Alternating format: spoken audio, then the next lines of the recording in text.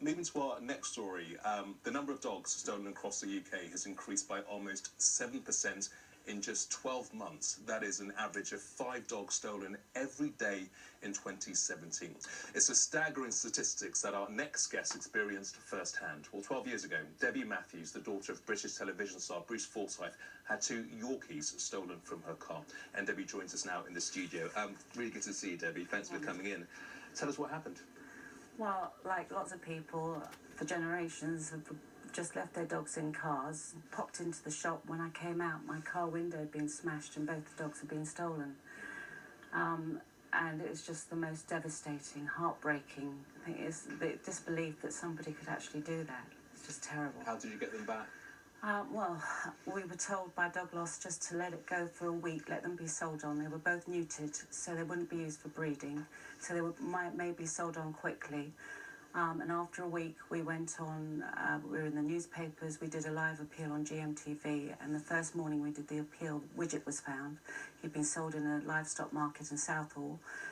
Following morning, we said, right, we've got one back. We know it's the Southall area. Anybody else buy a Yorkie? And that morning, the lady who bought Gizmo was watching. So I was extremely lucky. And without my father, I don't think I would ever have found them. And that's the thing. I mean, you were extremely lucky because you had your dad's help. Yeah. Most people won't have that luxury. What can they do if their dog has been stolen? Well, once it's just getting the information out there as quickly as possible. The stats from Direct Line really help us because we're actually have an online petition at the moment to try and get the laws changed, because at the moment if your dog is stolen, it's goods. It's like your mobile phone being stolen. So there are no minimum deterrents in place. We want strong deterrents put in place to try and prevent it from happening in the first place.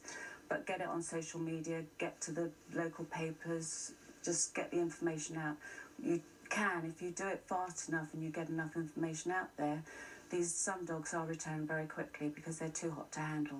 What breeds are we talking about in particular? Well, it seems to be a change from the Staffordshire Bull Terriers are always number one, but we've now got French Bulldogs, the Chihuahuas, the smaller breeds with Border Terriers. Quite a few Westies have just gone recently as well. But it can be any size. It doesn't have to be a small dog. I think everybody thinks it's easy just to grab a small dog, but houses are being broken into, they're snatched from gardens while you're on a walk. So it's not, I think a lot of people believe it's from outside shops and cars. It's not. It's actually going into people's homes now. What about those people that find themselves in that horrendous position that they've just bought a dog, introduced him or her to the family, and then they find out that that dog is stolen? Well, another problem, a loophole in the system, is that people who buy stolen dogs don't know they've bought stolen dogs, as you say. If they can get to the vet and have the microchip registration checked to see if the dog is logged as stolen, because vets don't have to scan dogs on first appointments, so they can scan the dog, write the number down, but they don't check it, the dog's not going to get home. And the sooner you find out you've got a stolen dog, the less bond you've got with the dog. You know, the quicker it can be sorted, the better. If the law was different in your case, would it have made a difference, you think?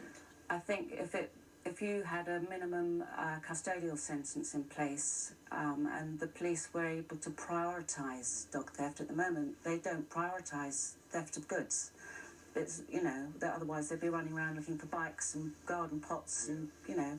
So we want them to think twice that if they got caught, there's a serious punishment for them. Yeah, very interesting subject. Debbie, really appreciate you coming in today. Thank you very much. Thank you. Let's have a look at all the sports news now with Jackie, who's in a law